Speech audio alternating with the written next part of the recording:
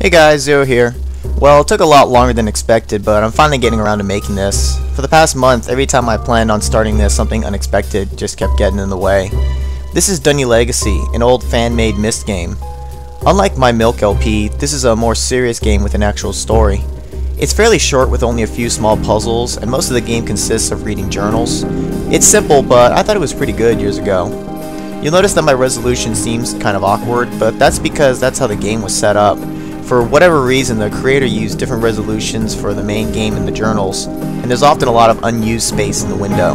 Because of this, I'm going to have to record the journals as separate videos to make this work. It's not the ideal solution, but it'll have to do.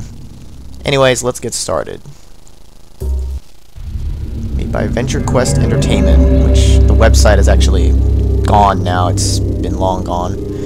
And so you start this game off, and it's kind of hard to see. It's kind of dark in here in this chamber. But you can see down here, it looks like, I guess, a stairwell goes down. It always looks just like a hole in the ground to me. And you come into this chamber here, and on the left, you get this rock formation out there in the middle of nowhere. And you can actually zoom in on this necklace here. You can zoom in a little further. You can see this symbol right here. It's not majorly important, but you'll see it again later. I'll point it out when I reach one of the journals. And so over here, you have this big boulder blocking the way, but you can see the chain up there, so obviously it can be lifted up, and that's what this control panel over here is for. And these are the symbols for the Dunny numbers, the number system. And I believe this is 3, 6, and 9, and there's no real way to figure out the combination, but since it's only 3 numbers, it's just trial and error, so the combination is 6, 9, and then 3. And then the boulder moves out of the way, and we can enter this chamber, which has 6 linking books. Each of these leads to, well, I think actually only 5 ages. You'll see why later. But you can go to them in any order that you want. I always started from the left and just worked my way to the right. I think that's probably the best way to do it, because I think the journals go in chronological order that way, kind of.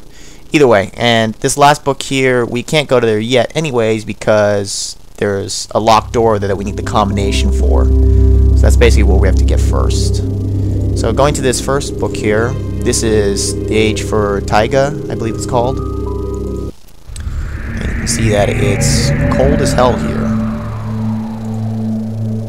And over here, you have this big tall pillar of fire, which is actually blocking the way to a chamber down below. So we'll have to turn that off.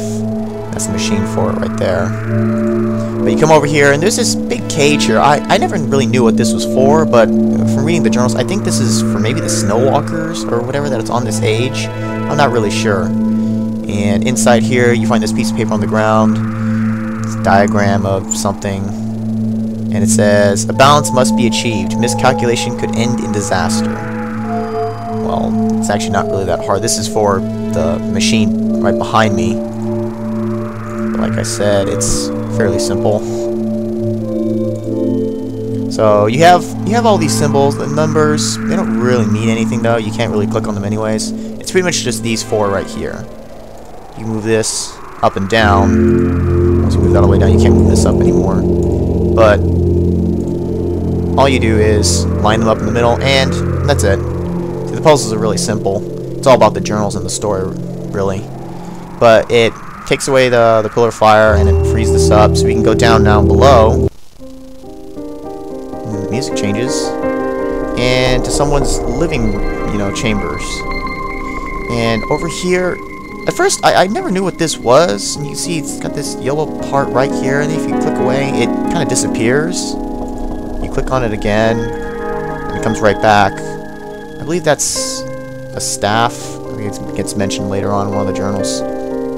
Over here on the bookshelf, we've got this book right here, which is dead. Linking panel's dead, doesn't go anywhere. And you've got a couple of blank books over here. And I believe this is an inkwell, I guess. That's what I always assumed it was. And this other book here, which links back to the main chamber. I can't even remember if the main age you start on has a name, but that's the starting age. But before we go back there,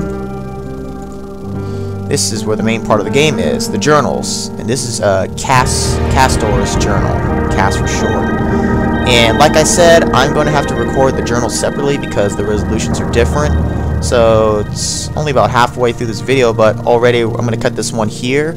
So in the next video, I'll start with reading Castor's journal. So see you then.